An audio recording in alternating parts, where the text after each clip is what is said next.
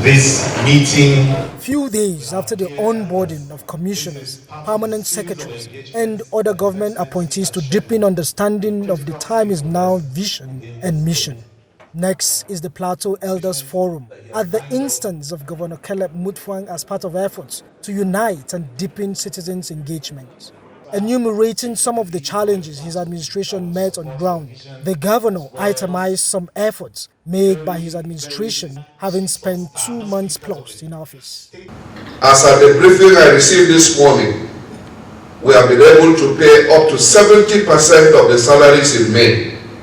And I believe that before the end of this week, we would have tidied up May and begin June. By the grace of God, we have salaries up to July in the bank. What is delaying it is civil service bureaucracy. My duty is to find the money. It is the duty of civil servants to make the payment.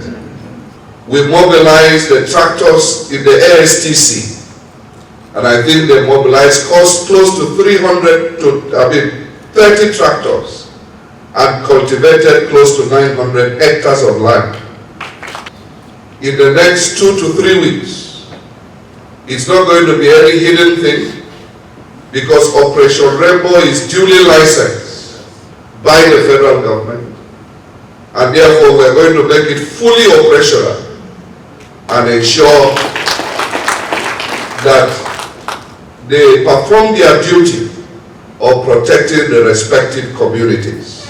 That the Plateau State Polytechnic was at the verge of virtually being closed down, because virtually all their courses were long overdue for accreditation. And it needed well over 200 million naira to save the situation. This, by the grace of God, we have saved. We found a similar situation in the Plateau State University, that some of their key courses that make a university work, being called one, were about to have their accreditations withdrawn. We had to raise close to 300 million naira to inject there in order to save the Plateau State University and make sure that they start getting their subventions as and when due in order to keep the system running. We have already earmarked some funds to attend to some roads that are in urgent need of attention. And I'm sure that as soon as the rain subside, this week into next week, you will see some activity in that sector. We're also working on the railway situation.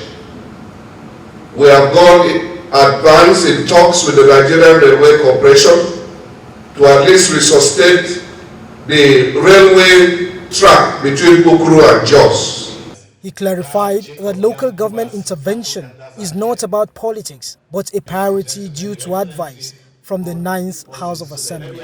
The governor promised to intervene in students' bursary and increase intervention in agriculture. He said the 5 billion allocated to Plateau from the federal government is a grant and a loan component, which his administration will utilize prudently. 5 billion was allocated in principle to every state for the purposes of giving palliatives supposedly to the poorest of the poor. We have received 2 billion so far of the 5 billion. Now the 5 billion has a 52% grant component and 48% is a loan component, which means we must repay. So it's not a free lunch. And then we also were allocated 3,000 bags of rice for the whole state.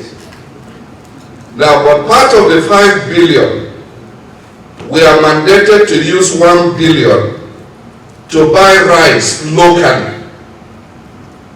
Mutfwang, while appealing to elders in fostering peace and unity among their people and beyond, promised to resuscitate the Plateau Interreligious Council and engage the Plateau Youth Council.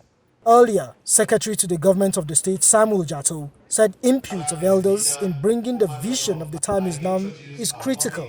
It will only be wise for us to listen to our elders, to learn from your experience, to interact with you, to get wise counsel that will give us good governance, deliver good governance to our people. The meeting later went behind closed doors. This is Pamzi Janan.